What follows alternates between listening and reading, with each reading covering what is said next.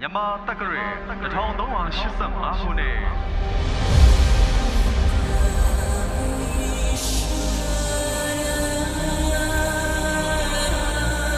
လော်ဝင်းရွှေစင်စံပြုတင်ရ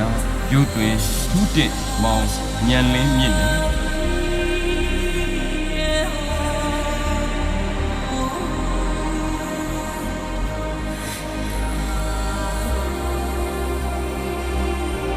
ယူပတဲမွန်မနန်းဆန္ဒလာထုံးနေ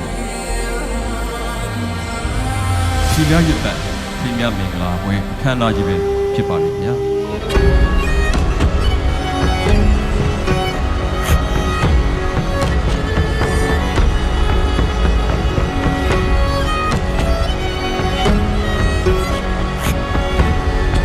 လေးကျုံတမြင့်မူ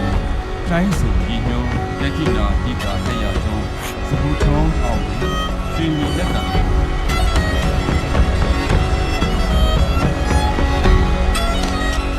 တင်ရဥမှတ်ပရိသတ်နဲ့ကောင်းတဲ့ကြုံအားကြော်ထင်ရှားအောင်စီကားပိုင်တွေလက်ထက်ချင်းကိုဆွဲဆိုထားကြပြရပါမယ်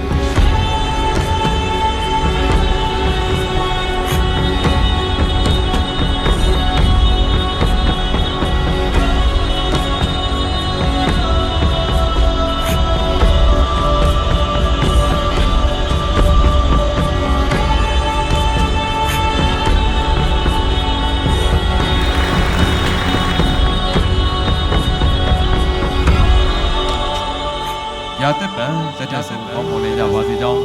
ဆုမပတနာ